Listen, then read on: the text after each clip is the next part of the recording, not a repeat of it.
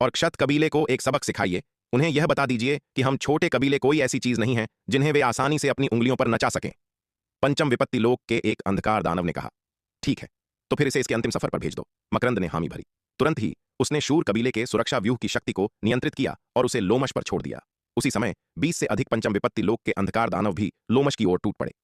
नहीं, इस भयंकर प्रहार के सामने लोमश हताशा में दहाड़ा, लेकिन दुर्भाग्य से पंचम विपत्ति लोक के अंधकार दानवों के इतने बड़े हमले और शूर कबीले के सुरक्षा व्यूह की शक्ति का एक साथ सामना करते हुए एक षष्ठम विपत्ति लोक का विशेषज्ञ होने के बावजूद वह इसे सहने में पूरी तरह से असमर्थ था।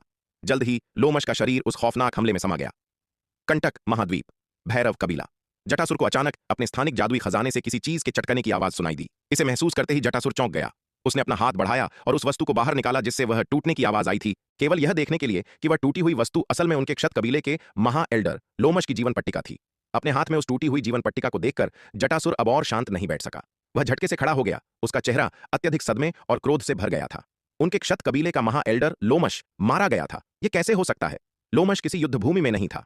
वह कंटक महाद्वीप में यात्रा कर रहा था, विभिन्न छोटे कबीलों को एकजुट करने और उन्हें क्षत कबीले के अभियान में शामिल होने के लिए मनाने की कोशिश कर रहा था। तर्क के अनुसार लोमश को पूरी तरह से सुरक्षित होना चाहिए था, लेकिन अब लोमश की जीवन पट्टिका टूट चुकी थी। किसकी इतनी हिम्मत हुई कि वह उनके क्षत कबीले के महा एल्डर को नुकसान पहुंचाए? ठीक उसी समय जब जटासुर सदमे, क्रोध और उलझन में डूबा हुआ था, ललिता मुख्य कक्ष के बाहर से अंदर आई। कबीला प्रमुख, गरुड़ कबीले के लोग आपसे मिलने की अनुमति मांग रहे हैं। ललिता ने जटासुर के सामने सम्मानपूर्वक सिर झुकाया। उन्हें क्या चाहिए? जटासुर दहाड़ा। उसका चेहरा पीला पड़ गया था। जटासुर के इस भयंकर रूप को देखकर ललिता कांप उठी। उसे समझ नहीं आया कि वह अचानक उस पर इतना क्रोधित क्यों हो रहा था। कबीला प्रमुख, मैं जाकर उसे वापस भेज देती हूं, ललिता ने घबराते हुए जल्दी से कहा। रुको! जैसे ही ललिता जाने वाली थी, जटासुर ने अचानक उसे वापस बुला लिया। कबीला प्रमुख, आपके क्या आदेश हैं? ललिता ने घबराहट के साथ पूछा।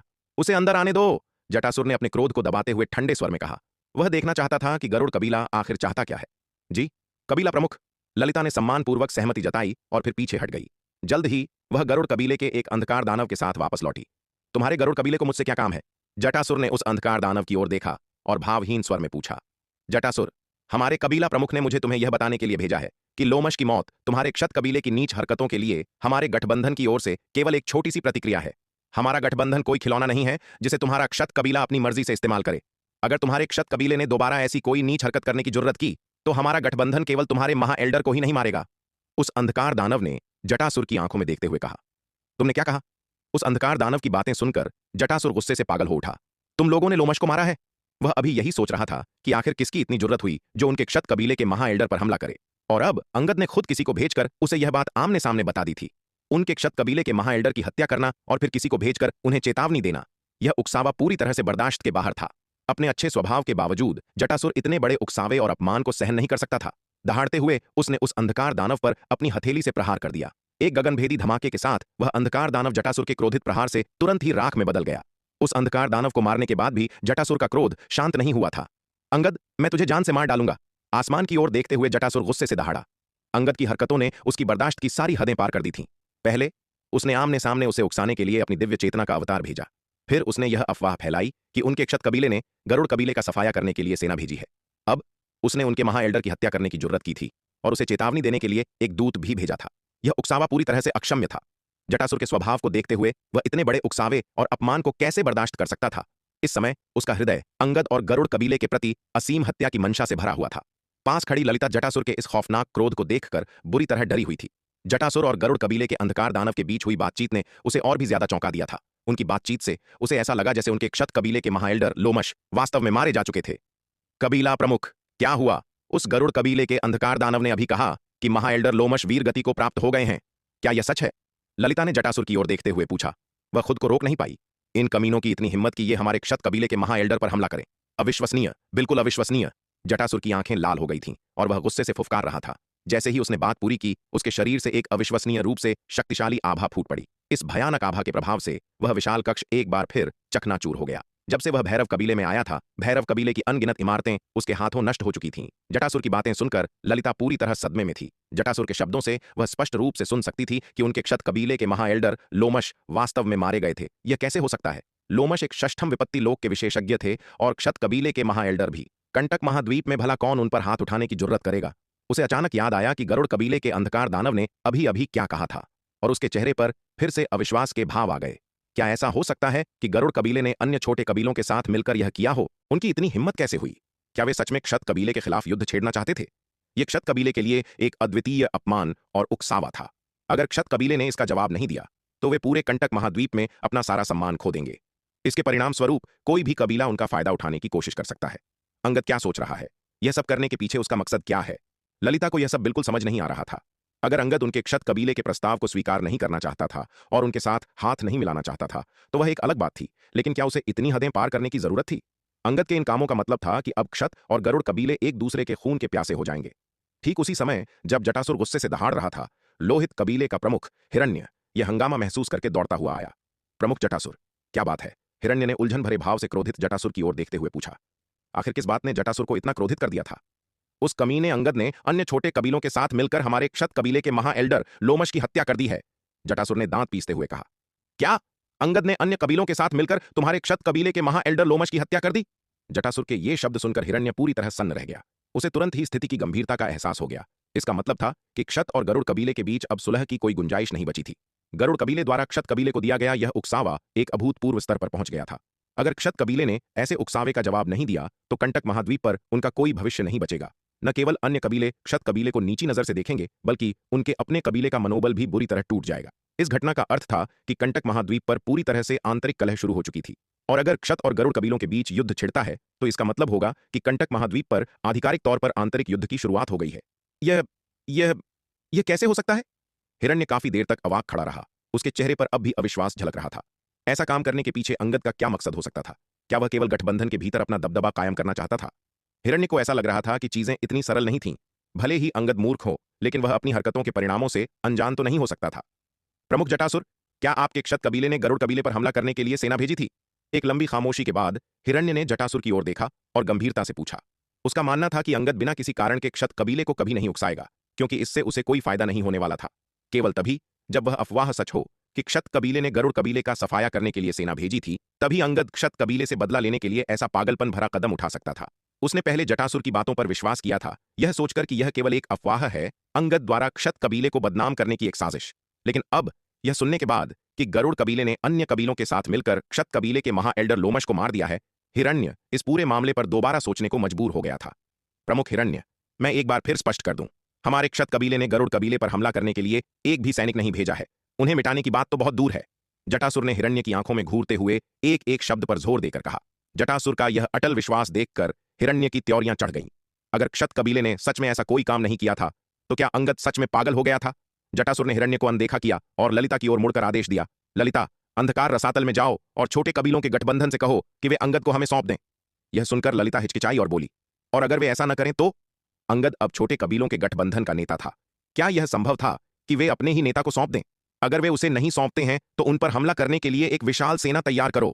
जटासुर दहाड़ा। अंगद की इस बार की हरकतों ने क्षत कबीले के लिए बर्दाश्त की सारी हदें पार कर दी थीं और उसे अंगद और गरुड़ कबीले को इसकी कीमत चुकानी ही होगी। प्रमुख जटासुर। जटासुर की बातें सुनकर हिरण्य उसे और समझाना चाहता था। प्रमुख हिरण्य, मेरा फैसला हो चुका है, अब और कुछ कहने की जरूरत नहीं है। जटासुर ने हाथ हिलाकर हिरण्य को बीच में ही रोक दिया। उसने ठंडे स्वर में कहा, अगर मैं अंगद और गरुड़ कबीले को इसकी कीमत नहीं चुकाने दूंगा तो मैं स्वर्गवासी एल्डर लोमश को क्या जवाब दूंगा? मैं अपने क्षत कबीले के लोगों को क्या मुंह दिखाऊंगा? जटासुर के ये शब्द सुनकर हिरण्य शांत हो गया। वह भी जानता था कि अगर क्षत कबीले ने इस मामले पर कोई प्रतिक्रिया नहीं दी तो वास्तव में बाहरी दुनिया और अपने कबीले के भीतर जवाब देना मुश्किल हो जाएगा।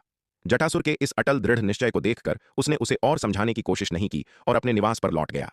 अपने निवास पर लौटने के बाद हिरण्य को ऐसा लगा कि वह इस बारे में जितना सोच रहा था उतना ही बेचैन होता जा रहा था। कुछ पल की झिझक के बाद उसने अंततः अंतरिक्ष को चीरते हुए अपनी दिव्य चेतना का एक अवतार गरुड़ कबीले के क्षेत्र में स्थिति का जायजा लेने के लिए भेजा। हालांकि जैसे ही उसका अवतार स्थानिक दरार से बाहर निकला, इससे पहले कि वह अपने आसपास के माहौल को ठीक से देख पाता, आसमान से एक अविश्वसनीय रूप से शक्तिशाली ऊर्जा नीचे उतरी और सीधे उस पर प्रहार किया। इस भयानक हमले को महसूस करते हुए हिरण्य का अवतार बुरी तरह चौंक गया।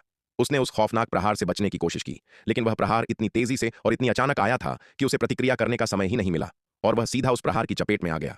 नहीं, हिरण्य भीतर ही भीतर दहाड़ उठा। अगर यह अवतार नष्ट हो गया तो उसकी आत्मा को निश्चित रूप से गंभीर क्षति पहुंचेगी।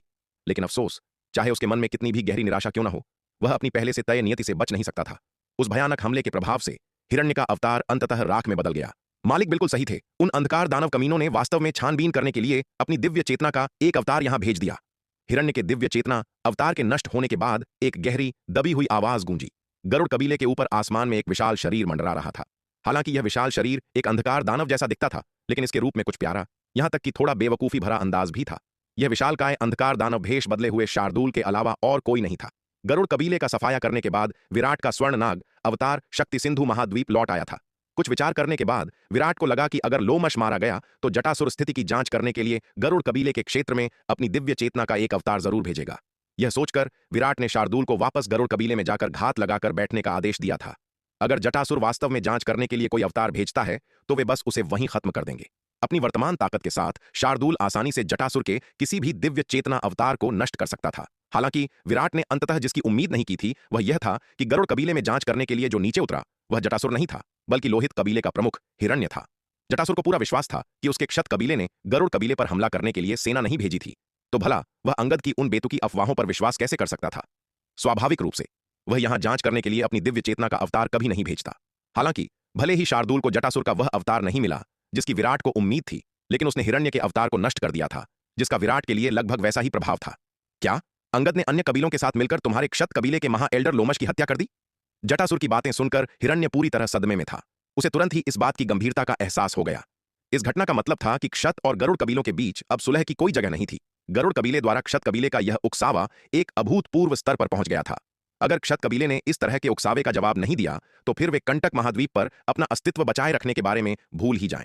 न केवल अन्य कबीले क्षत कबीले को नीची नजरों से देखेंगे, बल्कि खुद क्षत कबीले का मनोबल भी बुरी तरह प्रभावित होगा। इस घटना का अर्थ था कि कंटक महाद्वीप के भीतर पूरी तरह से आंतरिक कलह शुरू हो चुकी थी। अगर क्षत और गरुड़ कबीलों के बीच युद्ध छिड़ता है तो इसका मतलब होगा कि कंटक महाद्वीप पर आधिकारिक तौर पर आंतरिक संघर्ष की शुरुआत हो गई है। यह यह यह कैसे हो सकता है? हिरण्य काफी देर तक अवाक खड़ा रहा। उसके चेहरे पर अब भी अविश्वास साफ दिख रहा था।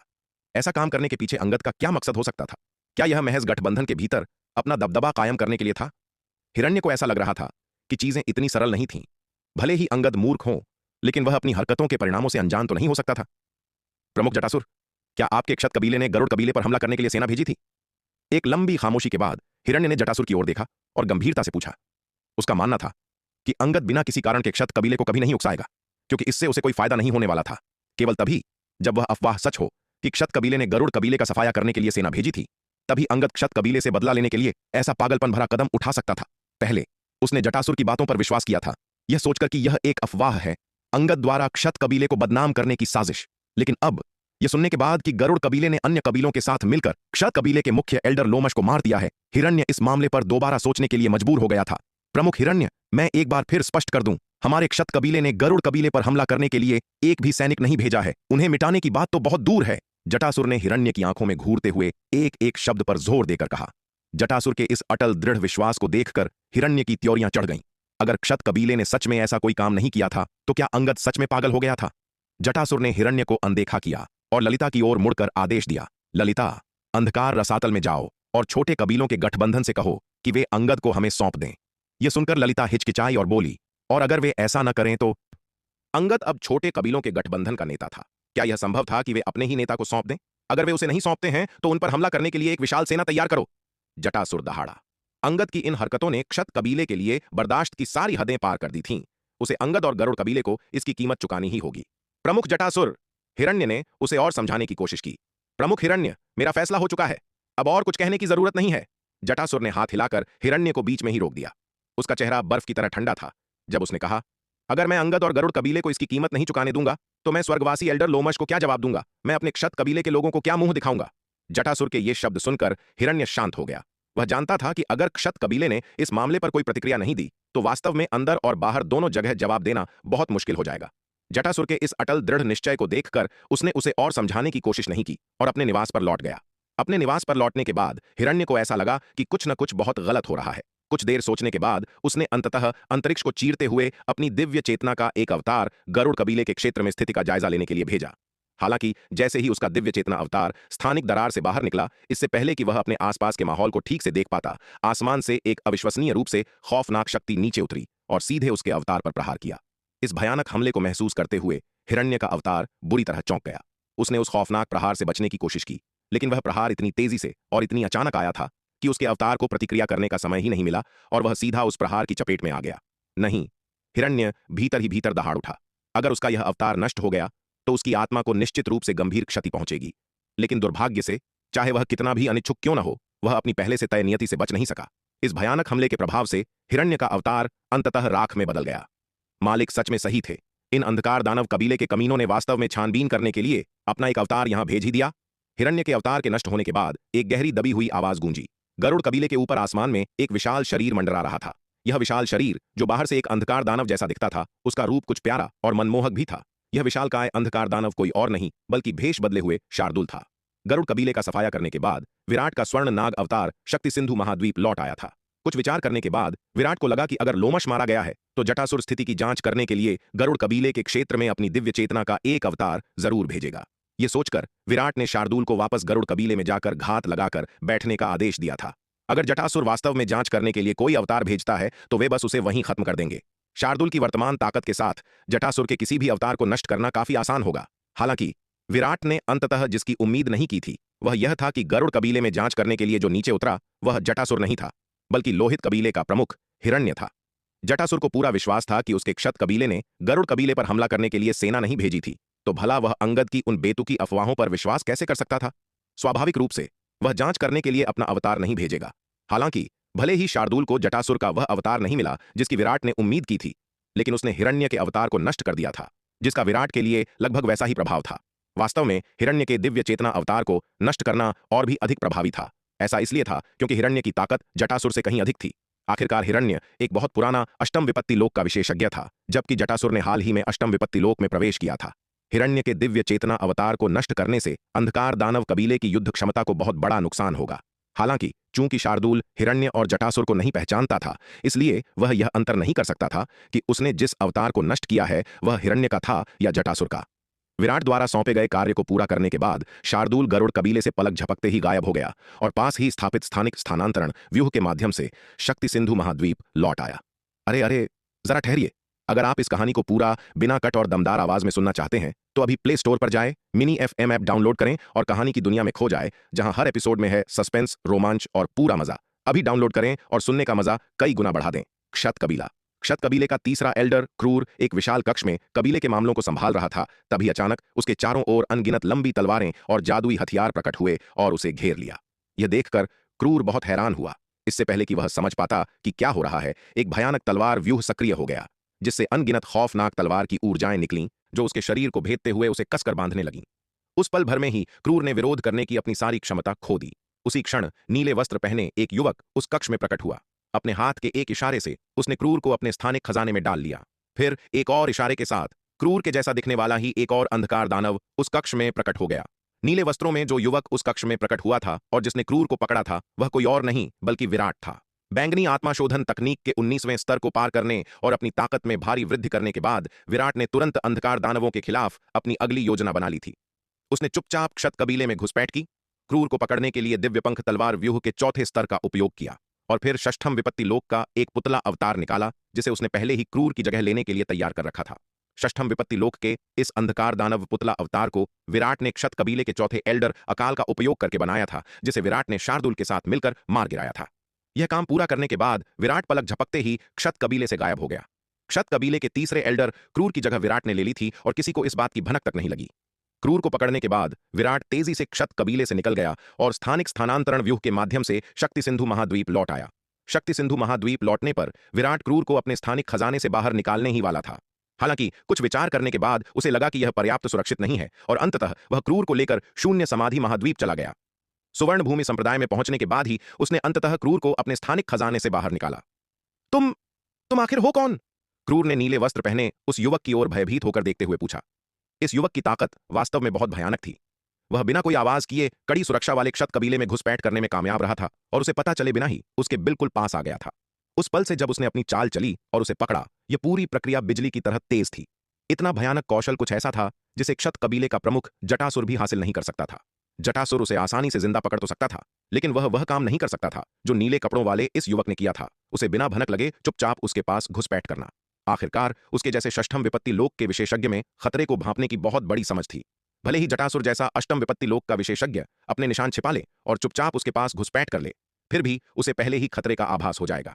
क्योंकि ऐसा शक्तिशाली विशेषज्ञ उसके जीवन के लिए बहुत बड़ा खतरा पैदा करता था। इसलिए उसकी जीवित रहने की वृत्ति उसके भीतर एक चेतावनी पैदा कर देती। लेकिन नीले कपड़ों वाला वह युवक उसके पास आया, फिर भी उसे खतरे का बिल्कुल भी एहसास नहीं हुआ। यह वास्तव में बहुत अजीब बात थी। क्रूर, हालांकि, इस बात से अनजान था कि विराट की साधना केवल दिव्य विकास लोक के अंतिम चरण में थी। दिव्य विकास लोक के अंतिम चरण का एक मार्शल आर्टिस्ट अगर उसके पास आ भी जाए तो स्वाभाविक रूप से उसके जीवन के लिए कोई खतरा पैदा नहीं करेगा और न ही कोई खतरे की घंटी बजेगी। विराट ने अपने स्वर्ण नाक अवतार के बजाय अपने असली शरीर का उपयोग इसलिए किया था ताकि क्रूर सतर्क न हो जाए और उसे समय से पहले खतरे का एहसास न हो। जबकि स्वर्ण नाक अवतार भी चुपचाप क्रूर के पास जा सकता था, लेकिन वह आखिरकार तृतीय विपत्ति लोक का एक विशेषज्ञ था। अगर वह बहुत करीब जाता तो वह क्रूर के जीवन के लिए खतरा पैदा कर सकता था, जिससे समय से पहले ही खतरे की घंटी बज जाती। इससे उसके लिए क्रूर को चुपचाप पकड़ना मुश्किल हो जाता। इसलिए इस अभियान की सफलता दर बढ़ाने के लिए विराट ने अपने असली शरीर से ही इस योजना को अंजाम दिया था। अपनी केवल दिव्य विकास लोक के अंतिम चरण की साधना के साथ क्रूर जैसे षष्ठम विपत्ति लोक के विशेषज्ञ के पास जाने से उसके जीवन की प्रवृत्तियों के लिए कोई खतरा पैदा नहीं होता। क्रूर के जीवन की समझ में दिव्य विकास लोक के अंतिम चरण जैसी छींटी से उसके लिए कोई खतरा नहीं था, इसलिए उसकी जीवन प्रवृत्तियां कोई चेतावनी नहीं देती। इस प्रकार विराट उसे चुपचाप पकड़ सकता था, बिना किसी को सतर्क किए। हाँ, तुम्हें यह जानने की जरूरत नहीं है कि मैं कौन हूं। विराट ने उसकी ओर देखा और उपहास भरी मुस्कान के साथ कहा। फिर क्रूर के साथ बातों में समय बर्बाद करने का कोई विचार न होने के कारण उसने सीधा अपना हाथ क्रूर के सिर पर रखा और उसकी आत्मा को खोजना शुरू कर दिया। उसके षष्ठम विपत्ति लोक के अंधकार दानव पुतला अवतार को क्रूर का रूप धारण करने के लिए स्वाभाविक रूप से उसके बारे में सब कुछ जानने की आवश्यकता थी। क्रूर की आत्मा को खोजने के बाद विराट ने उसे शून्य समाधि महाद्वीप में ही कैद कर दिया। विराट ने उसे सीधे तौर पर नहीं मारा, क्योंकि ऐसा करने से क्रूर की जीवन पट्टिका टूट जाती, जिससे क्षत कबीले को शक हो जाता। उसका षष्ठम विपत्ति लोक का अंधकार दानव पुतला अवतार तब क्रूर का नाटक जारी नहीं रख पाता। इसलिए विराट ने नवसरोवर कबीले की प्रमुख रौद्री की तरह ही उसे जीवित पकड़ा और कैद कर लिया। जब तक वह क्रूर को नहीं मारता तब तक क्रूर की जीवन पट्टिका नहीं टूटेगी और क्षत कबीले को इस बात का शक नहीं होगा कि उनके तीसरे एल्डर की जगह किसी और ने ले ली है। क्रूर की इस आत्मा खोज ने विराट के सामने अंधकार दानव जाति के और भी कई रहस्य खोल दिए। क्रूर, जो एक षष्ठम विपत्ति लोक का विशेषज्ञ था और क्षत जैसे मध्यम आकार के कबीले का तीसरा एल्डर था, नवसरोवर कबीले की प्रमुख रौद्री से कहीं अधिक जानकारी रखता था। अंधकार दानव जाति के बारे में वह जितने अधिक रहस्य जानेगा, उनके साथ वह उतनी ही अधिक कुशलता से निपट सकेगा। वास्तव में हिरण्य के दिव्य चेतना अवतार को नष्ट करना और भी अधिक प्रभावी था। ऐसा इसलिए था क्योंकि हिरण्य की ताकत जटासुर से कहीं अधिक थी। आखिरकार हिरण्य एक पुराना अष्टम विपत्ति लोक का विशेषज्ञ था, जबकि जटासुर ने हाल ही में अष्टम विपत्ति लोक में प्रवेश किया था।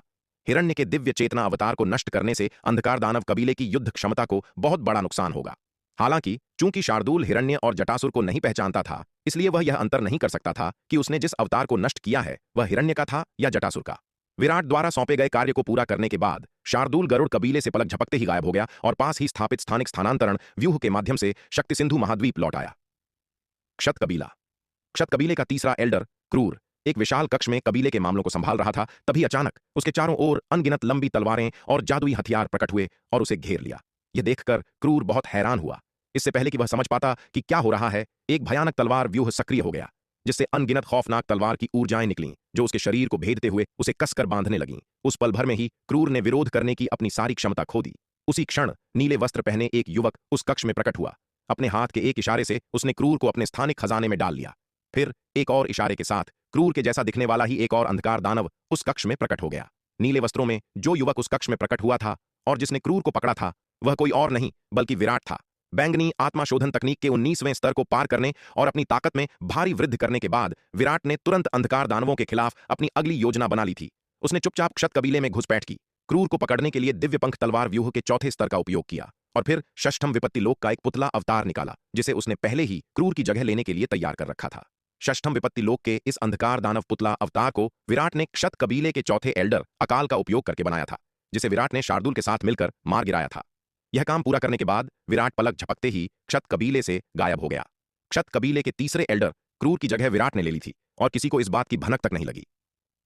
क्रूर को पकड़ने के बाद विराट तेजी से क्षत कबीले से निकल गया और स्थानिक स्थानांतरण व्यूह के माध्यम से शक्ति सिंधु महाद्वीप लौट आया। शक्ति सिंधु महाद्वीप लौटने पर विराट क्रूर को अपने स्थानिक खजाने से बाहर निकालने ही वाला था।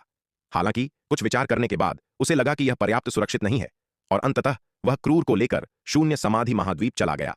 सुवर्ण भूमि संप्रदाय में पहुंचने के बाद ही उसने अंततः क्रूर को अपने स्थानिक खजाने से बाहर निकाला। तुम आखिर हो कौन? क्रूर ने नीले वस्त्र पहने उस युवक की ओर भयभीत होकर देखते हुए पूछा। इस युवक की ताकत वास्तव में बहुत भयानक थी। वह बिना कोई आवाज किए कड़ी सुरक्षा वाले क्षत कबीले में घुसपैठ करने में कामयाब रहा था। और उसे पता चले बिना ही उसके बिल्कुल पास आ गया था। उस पल से जब उसने अपनी चाल चली और उसे पकड़ा, यह पूरी प्रक्रिया बिजली की तरह तेज थी। इतना भयानक कौशल कुछ ऐसा था जिसे क्षत कबीले का प्रमुख जटासुर भी हासिल नहीं कर सकता था। जटासुर उसे आसानी से जिंदा पकड़ तो सकता था, लेकिन वह काम नहीं कर सकता था जो नीले कपड़ों वाले इस युवक ने किया था, उसे बिना भनक लगे चुपचाप उसके पास घुसपैठ करना। आखिरकार उसके जैसे षष्ठम विपत्ति लोक के विशेषज्ञ में खतरे को भांपने की बहुत बड़ी समझ थी। भले ही जटासुर जैसा अष्टम विपत्ति लोक का विशेषज्ञ अपने निशान छिपा ले और चुपचाप उसके पास घुसपैठ कर ले, फिर भी उसे पहले ही खतरे का आभास हो जाएगा, क्योंकि ऐसा शक्तिशाली विशेषज्ञ उसके जीवन के लिए बहुत बड़ा खतरा पैदा करता था। इसलिए उसकी जीवित रहने की वृत्ति उसके भीतर एक चेतावनी पैदा कर देती। लेकिन नीले कपड़ों वाला वह युवक उसके पास आया, फिर भी उसे खतरे का बिल्कुल भी एहसास नहीं हुआ। यह वास्तव में बहुत अजीब बात थी। क्रूर हालांकि इस बात से अनजान था कि विराट की साधना केवल दिव्य विकास लोक के अंतिम चरण में थी।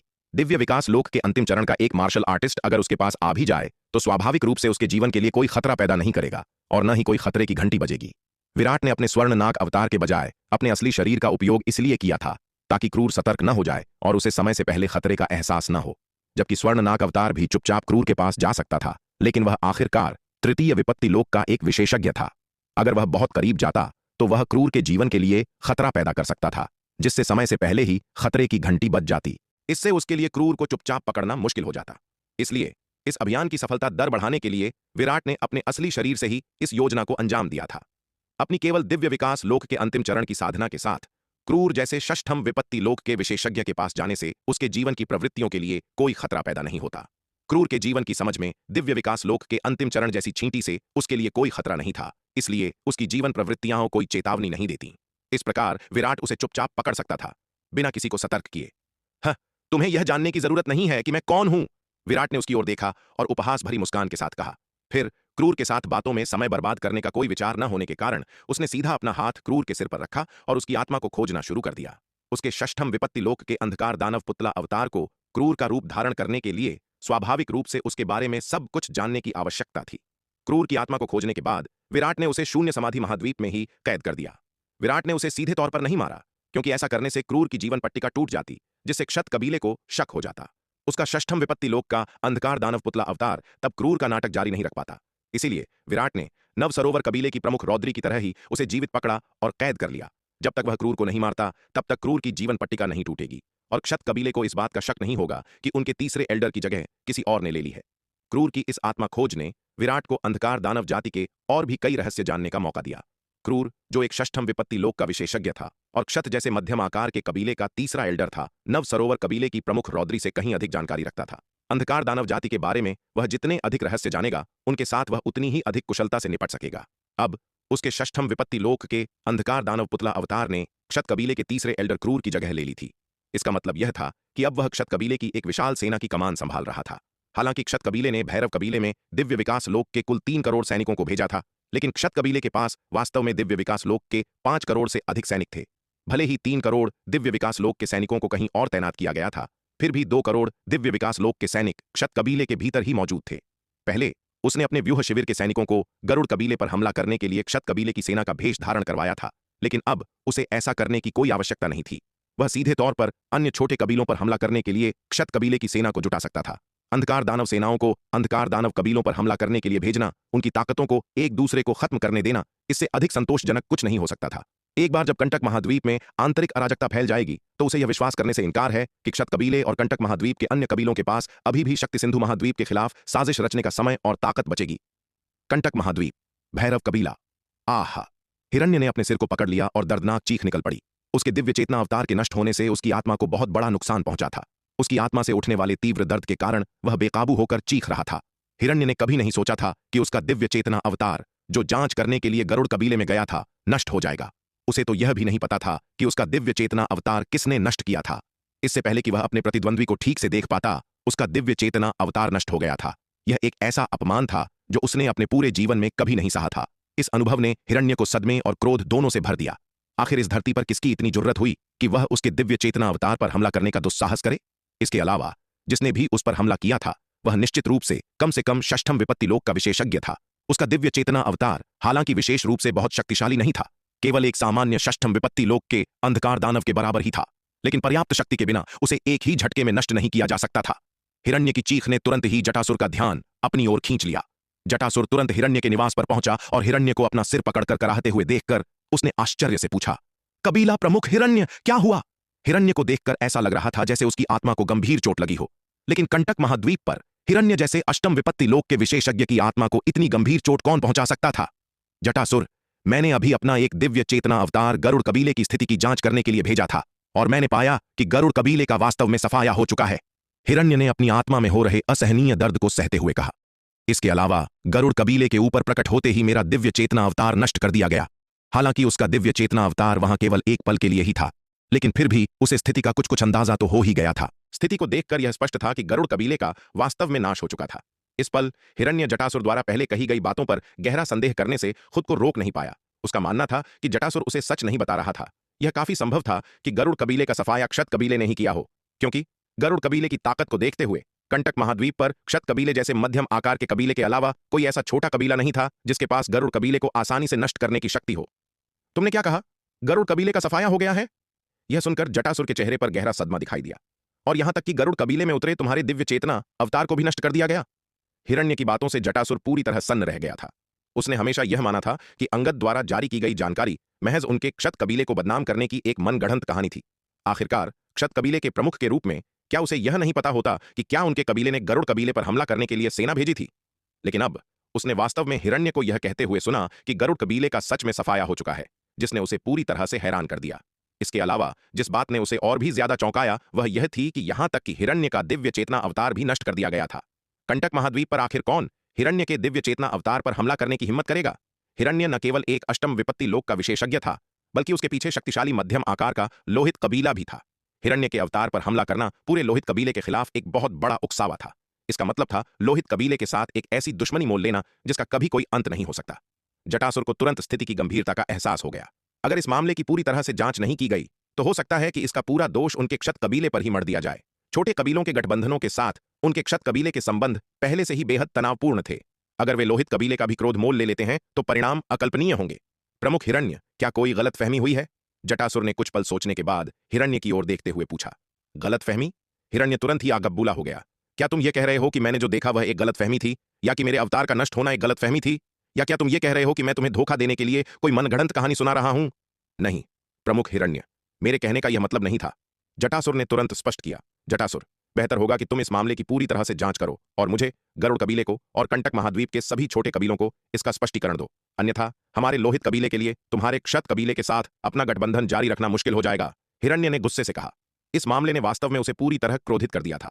उसका मानना था कि जटासुर उसे इस पूरे समय धोखा दे रहा था। इसके अलावा उसके दिव्य चेतना अवतार के नष्ट होने से उसकी आत्मा को अकल्पनीय क्षति पहुंची थी, जिससे उसकी युद्ध करने की क्षमता गंभीर रूप से कमजोर हो गई थी। आखिर क्षत कबीला क्या करने की कोशिश कर रहा था? इस बात ने इस समय उसके मन में गहरा संदेह पैदा कर दिया था। ठीक है, मैं जल्द से जल्द इस मामले की जांच करूंगा और प्रमुख हिरण्य को इसका स्पष्टीकरण दूंगा। हिरण्य की बातें सुनकर जटासुर ने गंभीरता से सिर हिलाया। हिरण्य की बातों ने जटासुर को यह एहसास दिला दिया कि यह मामला शायद उससे कहीं अधिक जटिल है जितना उसने सोचा था। अब उसके षष्ठम विपत्ति लोक के अंधकार दानव पुतला अवतार ने क्षत कबीले के तीसरे एल्डर क्रूर की जगह ले ली थी, जिसका मतलब यह था कि अब वह क्षत कबीले की एक बहुत बड़ी सेना की कमान संभाल रहा था।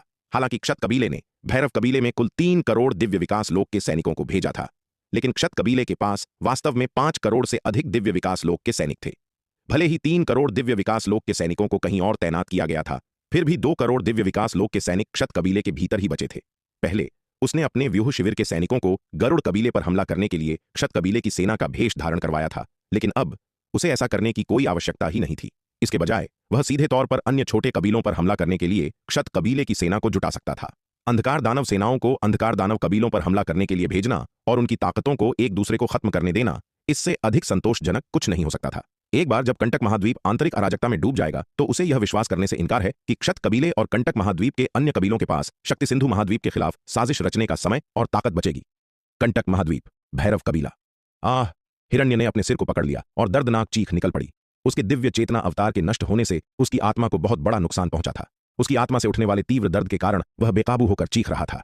हिरण्य ने कभी नहीं सोचा था कि उसका दिव्य चेतना अवतार, जो जांच करने के लिए गरुड़ कबीले में गया था, नष्ट हो जाएगा। उसे तो यह भी नहीं पता था कि उसका दिव्य चेतना अवतार किसने नष्ट किया था। इससे पहले कि वह अपने प्रतिद्वंद्वी को ठीक से देख पाता, उसका दिव्य चेतना अवतार नष्ट हो गया था। यह एक ऐसा अपमान था जो उसने अपने पूरे जीवन में कभी नहीं सहा था। इस अनुभव ने हिरण्य को सदमे और क्रोध दोनों से भर दिया।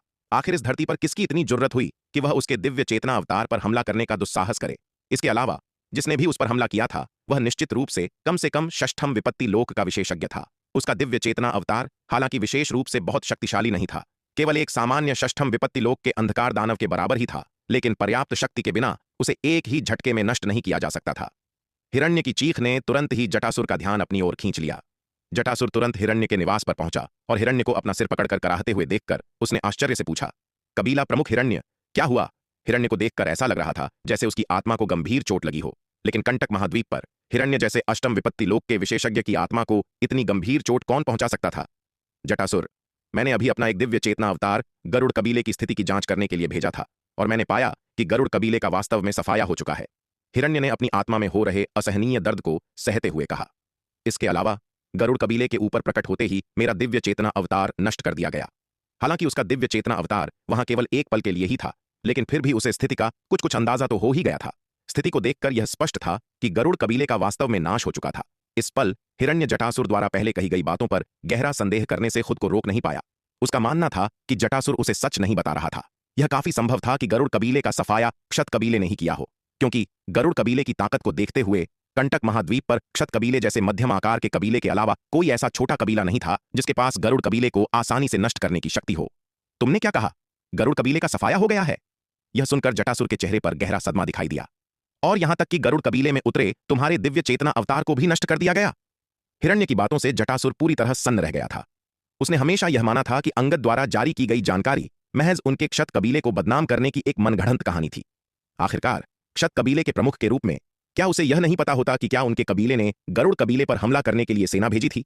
लेकिन अब उसने वास्तव में हिरण्य को यह कहते हुए सुना कि गरुड़ कबीले का सच में सफाया हो चुका है, जिसने उसे पूरी तरह से हैरान कर दिया। इसके अलावा जिस बात ने उसे और भी ज्यादा चौंकाया वह यह थी कि यहां तक कि हिरण्य का दिव्य चेतना अवतार भी नष्ट कर दिया गया था। कंटक महाद्वीप पर आखिर कौन हिरण्य के दिव्य चेतना अवतार पर हमला करने की हिम्मत करेगा? हिरण्य न केवल एक अष्टम विपत्ति लोक का विशेषज्ञ था, बल्कि उसके पीछे शक्तिशाली मध्यम आकार का लोहित कबीला भी था। हिरण्य के अवतार पर हमला करना पूरे लोहित कबीले के खिलाफ एक बहुत बड़ा उकसावा था। इसका मतलब था लोहित कबीले के साथ एक ऐसी दुश्मनी मोल लेना जिसका कभी कोई अंत नहीं हो सकता।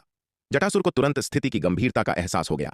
अगर इस मामले की पूरी तरह से जांच नहीं की गई तो हो सकता है कि इसका पूरा दोष उनके क्षत कबीले पर ही मढ़ दिया जाए। छोटे कबीलों के गठबंधनों के साथ उनके क्षत कबीले के संबंध पहले से ही बेहद तनावपूर्ण थे। अगर वे लोहित कबीले का भी क्रोध मोल ले लेते हैं तो परिणाम अकल्पनीय होंगे। प्रमुख हिरण्य, क्या कोई गलतफहमी हुई है? जटासुर ने कुछ पल सोचने के बाद हिरण्य की ओर देखते हुए पूछा। गलतफहमी? हिरण्य तुरंत ही आग बबूला हो गया। क्या तुम यह कह रहे हो कि मैंने जो देखा वह एक गलतफहमी थी, या कि मेरे अवतार का नष्ट होना एक गलतफहमी थी, या क्या तुम यह कह रहे हो कि मैं तुम्हें धोखा देने के लिए कोई मनगढ़ंत कहानी सुना रहा हूं? नहीं प्रमुख हिरण्य, मेरे कहने का यह मतलब नहीं था, जटासुर ने तुरंत स्पष्ट किया। जटासुर, बेहतर होगा कि तुम इस मामले की पूरी तरह से जांच करो और मुझे, गरुड़ कबीले को और कंटक महाद्वीप के सभी छोटे कबीलों को इसका स्पष्टीकरण दो। अन्यथा हमारे लोहित कबीले के लिए तुम्हारे क्षत कबीले के साथ अपना गठबंधन जारी रखना मुश्किल हो जाएगा, हिरण्य ने गुस्से से कहा। इस मामले ने वास्तव में उसे पूरी तरह क्रोधित कर दिया था। उसका मानना था कि जटासुर उसे इस पूरे समय धोखा दे रहा था। इसके अलावा उसके दिव्य चेतना अवतार के नष्ट होने से उसकी आत्मा को अकल्पनीय क्षति पहुंची थी, जिससे उसकी युद्ध करने की क्षमता गंभीर रूप से कमजोर हो गई थी। आखिर क्षत कबीला क्या करने की कोशिश कर रहा था, इस बात ने इस समय उसके मन में गहरा संदेह पैदा कर दिया था। ठीक है, मैं जल्द से जल्द इस मामले की जांच करूंगा और प्रमुख हिरण्य को इसका स्पष्टीकरण दूंगा। हिरण्य की बातें सुनकर जटासुर ने गंभीरता से सिर हिलाया। हिरण्य की बातों ने जटासुर को यह एहसास दिला दिया कि यह मामला शायद उससे कहीं अधिक जटिल है जितना उसने सोचा था। हिरण्य के कक्ष से बाहर निकलने के बाद जटासुर का चेहरा अत्यंत गंभीर और शांत था। हिरण्य की बातों से उसे एहसास हुआ कि कुछ तो असामान्य हो रहा है। जटासुर को धुंधला सा एहसास हुआ कि कोई उसे और उसके क्षत कबीले को बड़ी चालाकी से फंसा रहा है और एक बहुत बड़े जाल में कैद कर रहा है। कुछ देर सोचने के बाद उसने अंतरिक्ष को चीरते हुए अपनी दिव्य चेतना का एक अवतार बनाया, जो वापस क्षत कबीले में गया और वहां के मामलों को संभाल रहे तीसरे एल्डर क्रूर को खोज निकाला। क्रूर, गरुड़ कबीले के साथ आखिर क्या हुआ? क्या तुमने गरुड़ कबीले पर हमला करने के लिए सेना भेजी थी? जटासुर ने अपने सामने खड़े क्रूर की ओर देखते हुए बेहद काले चेहरे के साथ पूछा। कबीला प्रमुख, आप क्या कह रहे हैं? आपने कोई आदेश नहीं दिया था, भला मैं बिना अनुमति के गरुड़ कबीले पर हमला करने के लिए सेना कैसे भेज सकता हूं? जटासुर की बात सुनकर विराट के पुतला अवतार ने बेहद आश्चर्य का दिखावा करते हुए तुरंत इनकार कर दिया। जटासुर के दिव्य चेतना अवतार को देखकर विराट का पुतला अवतार मन ही मन संदेह में पड़ गया। क्या शार्दूल ने यह दावा नहीं किया था कि उसने जटासुर के दिव्य चेतना अवतार को नष्ट कर दिया है? तर्क के अनुसार अगर शार्दूल ने सच में जटासुर के दिव्य चेतना अवतार को नष्ट किया था तो उसकी आत्मा को गंभीर नुकसान पहुंचना चाहिए था। इतने कम समय में जटासुर में एक और दिव्य चेतना अवतार बनाने की हिम्मत नहीं होनी चाहिए थी। आखिरकार पहले से ही गंभीर रूप से घायल आत्मा एक और अवतार बनाने से और भी ज्यादा खराब हो जाएगी, जिसके अत्यंत गंभीर परिणाम होंगे। इसके अलावा जटासुर का यह दिव्य चेतना अवतार लगभग एक षष्ठम विपत्ति लोक के विशेषज्ञ के बराबर था। यह दिव्य चेतना की केवल कोई छोटी सी झलक नहीं थी, यह उसकी आत्मा का एक बहुत बड़ा हिस्सा था जिसने इसे इतनी शक्ति दी थी। इसे देखते हुए ऐसा नहीं लगता था कि जटासुर की आत्मा को कोई भारी नुकसान पहुंचा है। हालांकि शार्दुल के पास उससे झूठ बोलने का कोई कारण नहीं था। क्या ऐसा हो सकता है कि शार्दुल ने जिस दिव्य चेतना अवतार को नष्ट किया था वह जटासुर का नहीं था? शार्दुल जटासुर को नहीं पहचानता था। इस बात की बहुत अधिक संभावना थी कि गरुड़ कबीले में जो दिव्य चेतना अवतार पहले जांच करने आया था वह जटासुर का नहीं बल्कि किसी अन्य शक्तिशाली अंधकार दानव का था। शार्दुल के अनुसार उस दिव्य चेतना अवतार के पास भी षष्ठम विपत्ति लोक के विशेषज्ञ की शक्ति थी। इतना शक्तिशाली दिव्य चेतना अवतार बनाने और गरुड़ कबीले में भेजने के लिए कम से कम अष्टम विपत्ति लोक के विशेषज्ञ की आवश्यकता होगी। क्या ऐसा हो सकता है कि गरुड़ कबीले में जो जांच करने उतारा था वह जटासुर नहीं बल्कि लोहित कबीले का प्रमुख हिरण्य था? क्या तुमने सच में ऐसा नहीं किया? जटासुर ने अपने सामने खड़े क्रूर को देखकर फिर से सवाल किया। मैंने सच में ऐसा नहीं किया, विराट के पुतला अवतार ने दृढ़ता के साथ जवाब दिया। वह कुछ पल के लिए रुका, जटासुर की ओर देखा और उत्सुकता से पूछा, कबीला प्रमुख, गरुड़ कबीले को क्या हुआ है? गरुड़ कबीले का सफाया हो गया है, जटासुर ने गंभीर स्वर में कहा। अगर तुमने गरुड़ कबीले पर हमला करने के लिए सेना नहीं भेजी थी तो इस क्षेत्र में और किस ताकत के पास इतनी शक्ति हो सकती है? क्या गरुड़ कबीले का सफाया हो गया है? जटासुर की बात सुनकर विराट के पुतला अवतार ने चौंकने का दिखावा करते हुए पूछा, कबीला प्रमुख, यह कब हुआ? कुछ ही दिन पहले, जटासुर ने गंभीरता से कहा। यह वास्तव में अविश्वसनीय है। गरुड़ कबीला आखिरकार एक काफी शक्तिशाली कबीला था और उसका सफाया हो गया। विराट के पुतला अवतार ने हैरान होते हुए कहा, किसके पास इतनी शक्ति हो सकती है? जटासुर ने हैरान खड़े क्रूर की ओर देखा। उसके मन में अभी भी एक सवाल घूम रहा था। क्रूर की प्रतिक्रिया को देखकर ऐसा लग रहा था कि उसे वास्तव में इस बारे में कुछ नहीं पता था। लेकिन अगर क्रूर ने गरुड़ कबीले का सफाया करने के लिए सेना नहीं भेजी थी तो इसके लिए कौन जिम्मेदार था और इसका दोष उनके क्षत कबीले पर क्यों मढ़ा जा रहा था? क्रूर, तुम इस मामले की पूरी तरह से जांच करो। मैं देखना चाहता हूं कि किसने हमारे क्षत कबीले को फंसाने की इतनी बड़ी जुर्रत की है। जटासुर ने क्रूर की ओर देखते हुए बर्फीले स्वर में कहा। जी, कबीला प्रमुख। जटासुर की बात सुनकर विराट के पुतला अवतार ने तुरंत और सम्मानपूर्वक हामी भर दी। क्रूर को निर्देश देने के बाद जटासुर का दिव्य चेतना अवतार क्षत कबीले में और नहीं रुका और वापस भैरव कबीले लौट गया। शक्ति सिंधु महाद्वीप। शार्दुल, क्या तुम्हें यकीन है कि तुमने गरुड़ कबीले में जटासुर के दिव्य चेतना अवतार को ही खत्म किया था? विराट ने शार्दुल की ओर देखते हुए पूछा। मालिक, मैंने वास्तव में एक षष्ठम विपत्ति लोक के विशेषज्ञ की ताकत वाले एक दिव्य चेतना अवतार को गरुड़ कबीले में उतरते हुए देखा था। बिना कोई विचार किए मैंने तुरंत उसे मार गिराया। जहां तक इस बात का सवाल है कि वह दिव्य चेतना अवतार कौन था, मैंने उसका चेहरा भी ठीक से नहीं देखा। मालिक, क्या हुआ? क्या मैंने गलत व्यक्ति को मार दिया? शार्दुल ने कुछ घबराहट के साथ विराट से पूछा। वह गरुड़ कबीले में घात लगाकर बैठा था और जैसे ही उसने अंतरिक्ष को चीरते हुए एक दिव्य चेतना अवतार को नीचे उतरते देखा, उसने तुरंत उसे मार गिराया। क्योंकि उसने इतनी तेजी से काम किया था, यहां तक कि उसे भी उस अवतार का चेहरा स्पष्ट रूप से देखने का मौका नहीं मिला। अब विराट का सवाल सुनकर उसे यह चिंता होने लगी थी कि कहीं उसने गलत व्यक्ति को तो नहीं मार दिया। तुमने गलत व्यक्ति को नहीं मारा है, लेकिन तुमने जिसे मारा है वह जटासुर का दिव्य चेतना अवतार नहीं होना चाहिए। विराट ने कुछ पल सोचने के बाद कहा, तो फिर मैंने किसके दिव्य चेतना अवतार को मारा है? शार्दुल ने घबराहट से पूछा। अगर मैं गलत नहीं हूं तो वह लोहित कबीले के प्रमुख हिरण्य का दिव्य चेतना अवतार होना चाहिए, विराट ने कहा। वह कुछ देर रुका, फिर शार्दुल की ओर देखकर बोला, शार्दुल, तुम्हें अभी मेरे साथ क्षत कबीले चलना होगा। मुझे लगता है कि जटासुर का दिव्य चेतना अवतार मैंने क्षत कबीले में जो पुतला अवतार छोड़ा है उसके पास वापस आएगा। इस बार मैं यह सुनिश्चित करूंगा कि वह अवतार वहां से जिंदा वापस न लौटे। जी मालिक। विराट की बात सुनकर शार्दुल तुरंत मान गया। वे दोनों तुरंत निकल पड़े और स्थानिक स्थानांतरण व्यूह का उपयोग करके कंटक महाद्वीप में प्रवेश किया और क्षत कबीले की ओर बढ़ गए। कंटक महाद्वीप, भैरव कबीला। जटासुर का दिव्य चेतना अवतार अपने मुख्य शरीर में वापस लौटने के बाद वह और भी अधिक बेचैन महसूस करने लगा। अगर गरुड़ कबीला क्षत कबीले ने नष्ट नहीं किया था तो फिर उसे किसने नष्ट किया? पूरे कंटक महाद्वीप में केवल 3 मध्यम आकार के कबीले कपाल, लोहित और उनका अपना क्षत ही ऐसा कर सकते थे। क्या ऐसा हो सकता है कि लोहित या कपाल कबीले ने सेना भेजकर ऐसा किया हो और फिर इसका दोष क्षत कबीले पर मढ़ दिया हो? लेकिन वे ऐसा क्यों कर रहे थे? क्या यह क्षत कबीले और छोटे कबीलों के बीच संघर्ष भड़काने के लिए था, ताकि वे मरते दम तक लड़ें और उसके बाद क्षत कबीले पर कब्जा कर लें? कपाल कबीला शायद ऐसा नहीं करेगा। आखिरकार कंटक महाद्वीप पर सबसे शक्तिशाली कबीले के रूप में कपाल कबीला क्षत कबीले से कहीं ज्यादा ताकतवर था और उन्हें क्षत कबीले के क्षेत्र की कोई लालसा नहीं थी। इसके अलावा कपाल कबीला क्षत कबीले से बहुत दूर था। अगर वे चाहते भी तो उनके पास ऐसा करने का मौका नहीं होता। हालांकि लोहित कबीले के ऐसा करने की संभावना अधिक लग रही थी। लोहित कबीला क्षत कबीले के ज्यादा करीब था और दोनों की ताकत में कोई बहुत बड़ा अंतर नहीं था। अगर लोहित कबीला क्षत कबीले को अपने में मिला लेता है तो उनकी ताकत बहुत अधिक बढ़ जाएगी, जिससे उन्हें कपाल कबीले के साथ मुकाबला करने का अधिकार मिल जाएगा। जटासुर जितना इस बारे में सोच रहा था यह उतना ही सच लग रहा था। बेशक यह अभी केवल उसका संदेह था, तथ्य अभी तक पुष्ट नहीं हुए थे। एक और संभावना भी थी, गरुड़ कबीला वास्तव में क्रूर के सैनिकों द्वारा ही नष्ट किया गया हो लेकिन क्रूर ने उसे सच न बताया हो, बल्कि उसे एक बहुत बड़े झूठ से धोखा दे रहा हो, या शायद गरुड़ कबीले का सफाया हुआ ही न हो और हिरण्य उसे धोखा दे रहा हो। संक्षेप में, क्रूर और हिरण्य में से कोई एक झूठ बोल रहा है। अपने संदेह की पुष्टि करने के लिए जटासुर ने खुद गरुड़ कबीले की यात्रा करने का फैसला किया, ताकि वह यह देख सके कि क्या वे सच में नष्ट हो गए हैं। यह सोचकर जटासुर ने अंतरिक्ष को चीर दिया और अपना दिव्य चेतना अवतार गरुड़ कबीले में भेजा। जब अवतार गरुड़ कबीले के ऊपर पहुंचा तो अपने सामने की तबाही को देखकर जटासुर शांत हो गया। अपने सामने के दृश्य को देखकर यह स्पष्ट था कि गरुड़ कबीले का वास्तव में नाश हो चुका था। इसका मतलब था कि क्रूर उससे झूठ बोल रहा हो सकता है। यह सोचकर जटासुर ने एक बार फिर अपना दिव्य चेतना अवतार क्षत कबीले में भेजा। वह एक बार फिर क्रूर से पुष्टि करना चाहता था कि क्या क्रूर ने सच में गरुड़ कबीले पर हमला करने के लिए सेना भेजी थी। इसके अलावा इस बार वह न केवल क्रूर से पूछताछ करना चाहता था, बल्कि क्षत कबीले के जनरलों से भी पूछना चाहता था कि क्या वे हाल ही में किसी अभियान पर गए थे। हालांकि इस बार जब जटासुर का दिव्य चेतना अवतार क्रूर के मुख्य कक्ष में प्रकट हुआ तो अंदर के दृश्य ने उसे तुरंत अपार सदमे और क्रोध से भर दिया, क्योंकि क्रूर के मुख्य कक्ष में उसने वास्तव में लोहित कबीले के महा एल्डर कौशिक को देखा था। क्या हिरण्य ने उसे यह नहीं बताया था कि उनके लोहित कबीले का महा एल्डर कौशिक वर्तमान में दक्षिणी स्वर्ग मंडल की मानव सेना के खिलाफ लड़ाई में लोहित कबीले की सेना का नेतृत्व कर रहा है? अब कौशिक उनके क्षत कबीले में कैसे आ सकता था? और कक्ष की स्थिति को देखकर कौशिक स्पष्ट रूप से क्रूर के साथ कुछ साजिश रच रहा था। जटासुर के दिव्य चेतना अवतार के अचानक प्रकट होने से स्पष्ट रूप से क्रूर और कौशिक चौंक गए, जो कक्ष में गुप्त रूप से कोई साजिश रच रहे थे। प्रमुख प्रमुख आप वापस कैसे आ गए? क्रूर जटासुर के मानसिक अवतार को फिर से प्रकट होते देखकर अत्यधिक घबराहट का भाव दिखाते हुए हकलाया। क्रूर, तुमने यह क्या किया है? जटासुर ने क्रूर पर गुस्से से दहाड़ते हुए कहा। क्षत कबीले ने तुम्हारे साथ कभी क्या बुरा किया है? तुमने क्षत कबीले पर हमला करने के लिए बाहरी लोगों के साथ मिली भगत की। अगर मैं वापस नहीं आता तो शायद तुम और लोहित कबीले के वे कुत्ते मुझे अभी भी अंधेरे में रखे होते और मुझे मूर्ख की तरह नचा रहे होते। जब उसने कौशिक को उनके क्षत कबीले में आते हुए और क्रूर के साथ साजिश रचते हुए देखा तो जटासुर तुरंत अपने सारे संदेह समझ गया।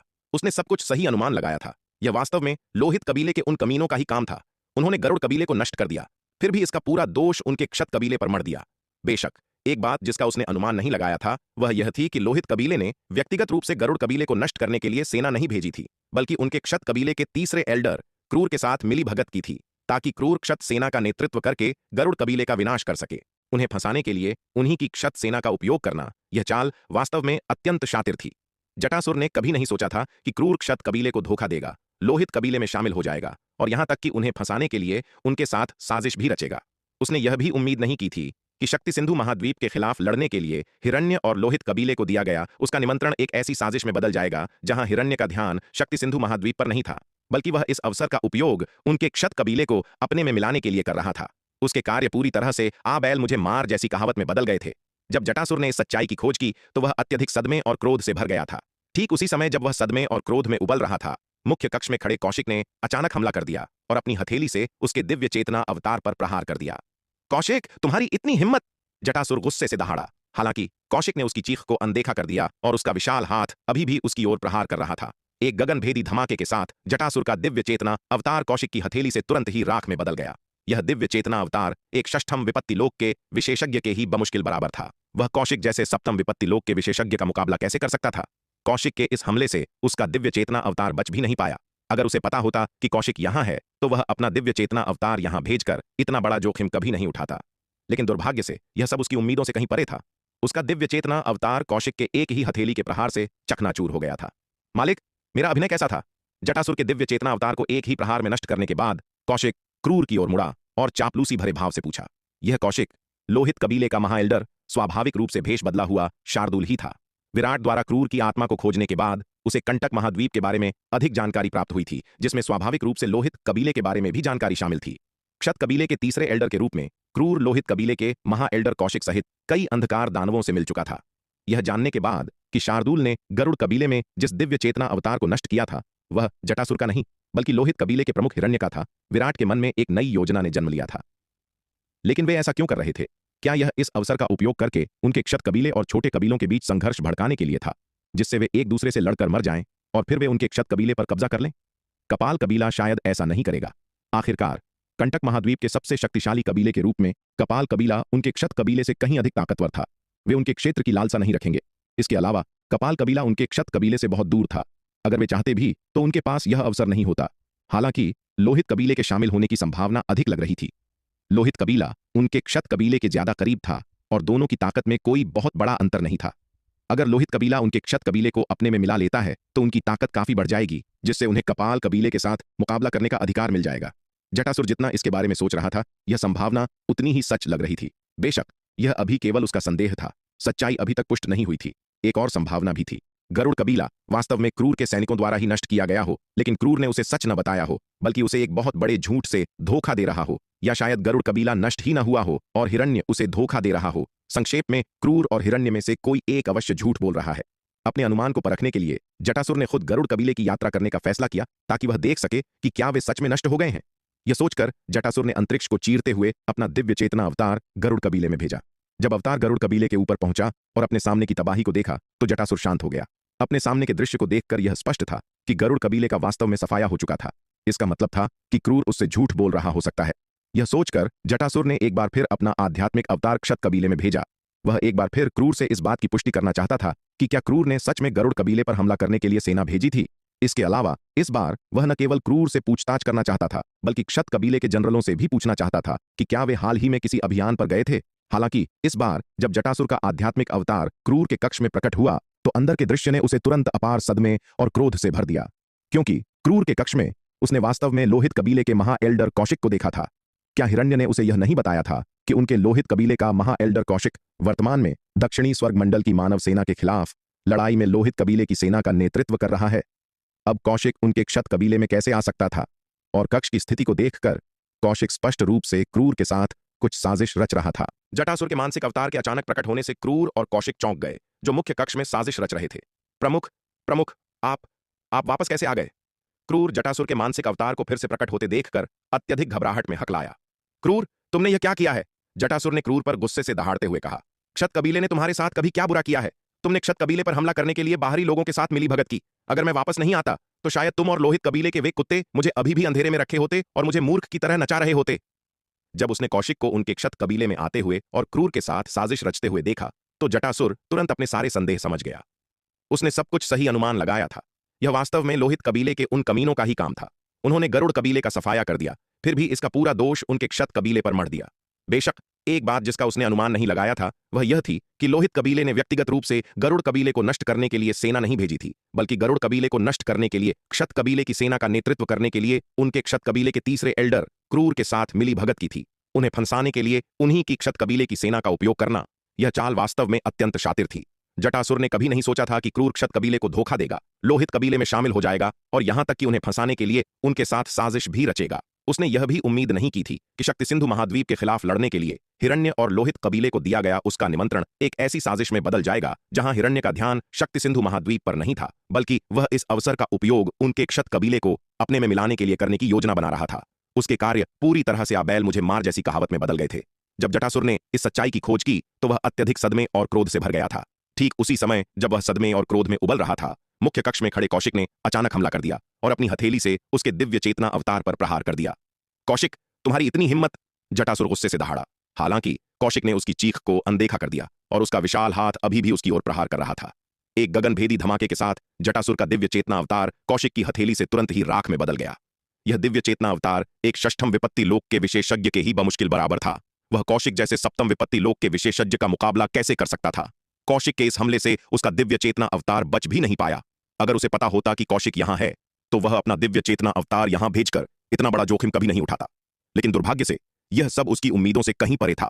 उसका दिव्य चेतना अवतार कौशिक के एक ही हथेली के प्रहार से चकनाचूर हो गया था। मालिक, मेरा प्रदर्शन कैसा था? जटासुर के आध्यात्मिक अवतार को एक ही प्रहार में नष्ट करने के बाद कौशिक क्रूर की ओर मुड़ा और चापलूसी भरे भाव से पूछा।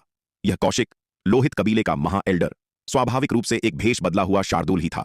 विराट द्वारा क्रूर की आत्मा को खोजने के बाद उसे कंटक महाद्वीप के बारे में अधिक जानकारी प्राप्त हुई थी, जिसमें स्वाभाविक रूप से लोहित कबीले के बारे में भी जानकारी शामिल थी।